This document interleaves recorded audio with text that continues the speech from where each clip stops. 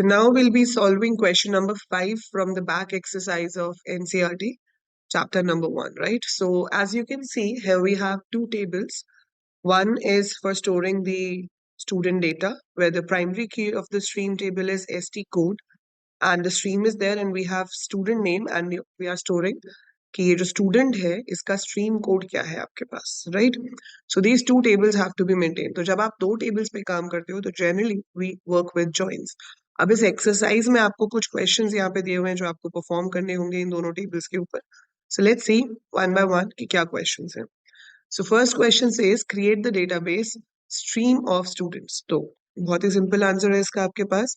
आपको direct command use करनी है क्रिएट डेटाबेस एंड उसके बाद हम क्या देंगे, नेम ऑफ द डेटाबेस. यहाँ पर ये मैटर नहीं करता है कि आपने कमांड को स्मॉल लेटर्स में लिखा है या कैपिटल लेटर्स में लिखा है, because SQL is case insensitive language. आप चाहे स्मॉल में लिखिए चाहे कैपिटल में लिखिए, it would be the same thing. So simple इतनी सी कमांड है, create database stream underscore of underscore students, right? Second question है create the table student by choosing appropriate data types based on the data given in the table. तो ये आपके पास student table है, यहाँ पर ये आपको क्रिएट करना है. सो आप क्या करोगे, उसके लिए क्रिएट टेबल कमांड यूज करोगे. But before we create the table हम यहाँ पर लिख सकते हैं कि हमें अपने डेटाबेस को एक्टिव बनाना है. So use streams underscore of underscore student से आपका जो डेटाबेस है वो एक्टिव हो जाएगा. And then to create the table हम कमांड लिखेंगे क्रिएट टेबल. टेबल का नाम देंगे दैट इज स्टूडेंट. आप पूरी कमांड सेम लाइन पे भी लिख सकते हो और you can write on the next line. So create table student round bracket starts. पहले कॉलम का नाम है एडमिशन नंबर, और जैसे कि हम देख सकते हैं यहाँ पे सारी वैल्यूज नंबर्स हैं and those are whole numbers, so data type can be integer, and we should have this as primary key of the table also. तो आप इसके आगे प्राइमरी की लिख दोगे. So admission number integer primary key. Then we have name. Name आपका varchar हो सकता है, आप साइज दे दीजिए let's say 30. That is the maximum number of characters we can have in this.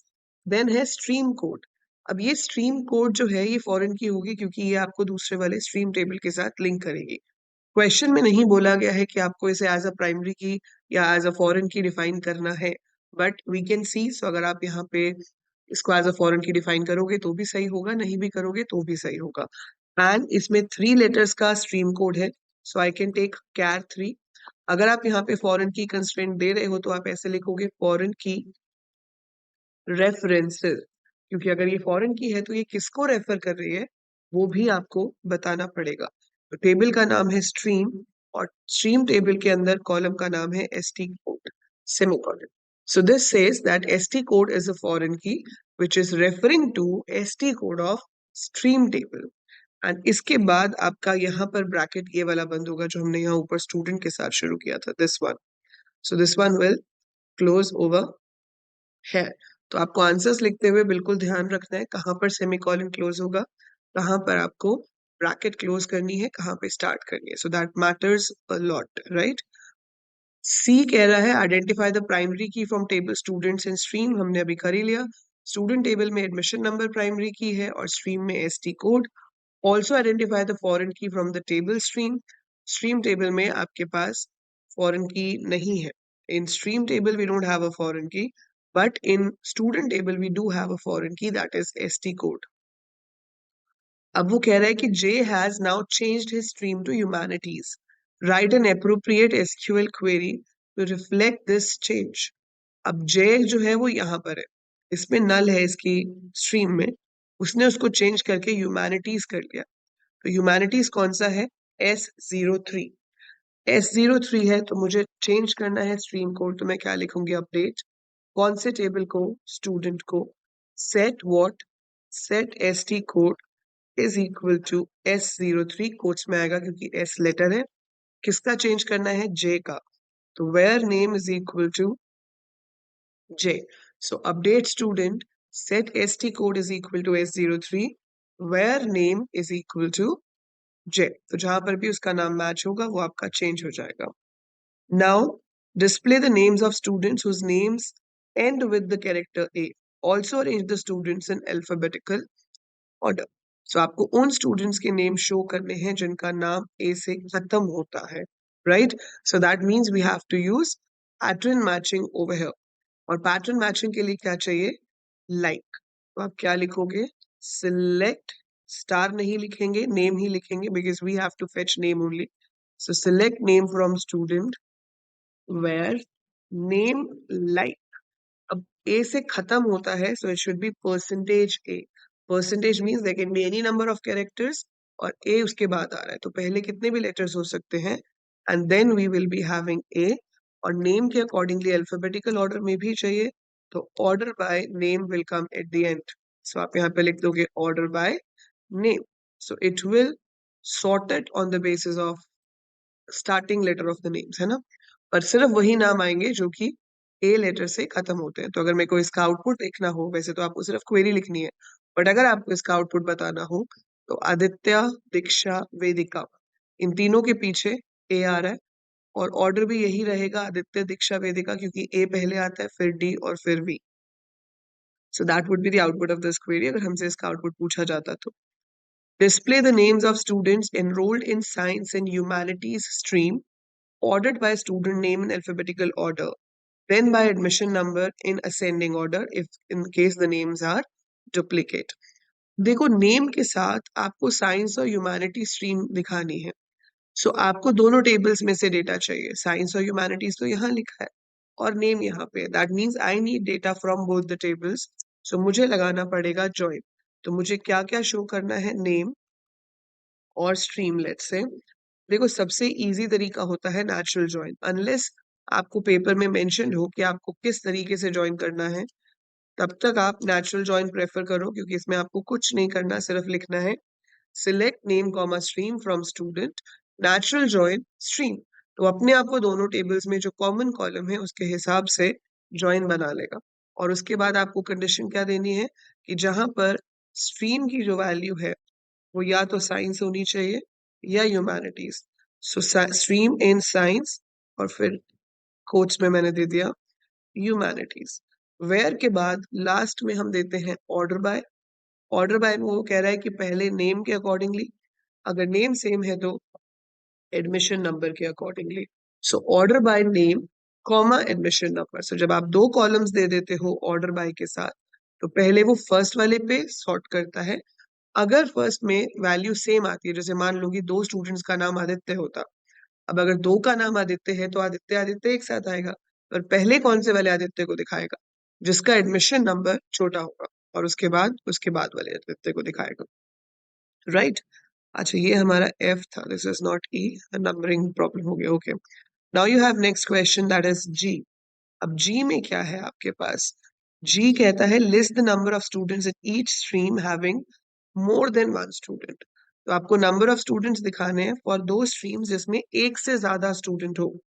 तो दैट मीन्स कि मैं स्ट्रीम वाइज काउंट कर सकती हूँ और उस काउंट को मुझे दिखाना भी है.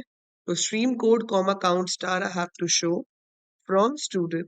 ग्रुप करूंगी मैं किसके बेसिस पे? स्ट्रीम के बेसिस पे, ताकि जितनी डिफरेंट डिफरेंट स्ट्रीम्स हैं उसके ग्रुप बन जाएं. लेकिन मुझे शो सिर्फ उसको करना है जिसमें एक से ज्यादा स्टूडेंट हो. सो हैविंग लगाना पड़ेगा where count star is greater than 1. So select st code comma count star from student group by st code having count star greater than 1. तो पहले वो st code के अकॉर्डिंगली ग्रुप्स बनाएगा. जैसे कि यहाँ पर है S01 का एक ग्रुप बन जाएगा, एक S02 का हो जाएगा, एक S03 का हो जाएगा. तो इसमें S02 शो नहीं होगा क्योंकि उसमें एक ही स्टूडेंट है, बट बाकियों में एक से ज्यादा स्टूडेंट है तो दो ग्रुप्स का डेटा शो कर देगा if we execute this query. Right? Okay. Then we have display the names of students enrolled in different streams where students are arranged in descending order of admission number. Quite simple. आपको यहाँ पे क्या करना है? Name of students with different streams दिखाना है. तो select name comma stream from दोनों टेबल से दिखाना है. तो student, natural, join, stream and कोई कंडीशन नहीं है. बस आपको क्या करना है? Order by admission number DESC. You have to show as per the admission number in descending order. वैसे यहाँ पे आपके कॉलम का नाम भी स्ट्रीम है, टेबल का नाम भी स्ट्रीम है. इसका नाम कुछ और होना चाहिए था because otherwise it will create problem. right? Both cannot be of the same name. But चलो question में ऐसे दिया हुआ है तो we are writing like that. So order by admission number descending. Show the Cartesian product of the student and stream table. Also mention the degree and cardinality. Cartesian product दिखाने के लिए आपको अब show बोला है तो SQL command तो क्या हो जाएगी? Select star from stream, comma student, no condition with it. So this will form the Cartesian product. Degree and cardinality क्या होगी? देखो इसमें 3 कॉलम है, इसमें 2 है, तो कॉलम्स जो है वो ऐड हो जाते हैं. So degree will be 5 of the Cartesian product. इसमें ऊपर वाले में आपके पास 6 रोज हैं, नीचे 3 रोज हैं, तो 6 into 3 18. 18 rows will be there in the answer, so 18 will be the cardinality. List the names of teachers and students. Question ही गलत है, इसमें teachers है ही नहीं हमारे पास. We only have stream and students, so this question does not belong to the above two tables. If Cartesian product is again applied on student and stream table, what will be the degree and cardinality of the modified table? Okay, I think यहाँ पे कुछ और ये रहा ना. Add a new column teacher in charge. Okay, so we have add a new column teacher in charge in the stream table. Insert appropriate data in each row. So आपको एक नया column add करना है, तो उसके लिए आप क्या use करेंगे? Alter table. So alter table stream add teacher in charge, and the data type can be like say varchar 40. अब list the name of teachers and students. So again natural join लगाना पड़ेगा. So select name, comma teacher in charge from stream natural join student. तो वो आपको matching records दिखा देगा. ठीक है. So we have to perform the natural join ताकि दोनों tables में से data fetch हो सके. Student का नाम हो गया और आपके पास क्या हो गया? Teacher in charge from student natural join stream. So वो अपने आप मैच करेगा और मैचिंग टीचर्स को दिखा देगा.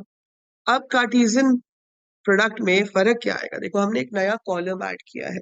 पहले आपके पास कार्डिनैलिटी आ रही थी 2 + 3 5, दोनों में 3 कॉलम्स हैं, सो it will be 6. 3 columns from here, 3 columns from here, so degree of Cartesian product will become 6. जबकि आपकी कार्डिनैलिटी पे कोई फर्क नहीं पड़ेगा क्योंकि नंबर ऑफ रोज अभी भी उतनी ही है. सो आपके पास 18 विल बी दी आंसर. सो इसी के साथ हमारा एसक्यूएल यहाँ पे फिनिश होता है. सो चैप्टर 1 जो है that was all about your SQL. Chapter 2 से आप शुरू करोगे पाइथन पांडास, राइट?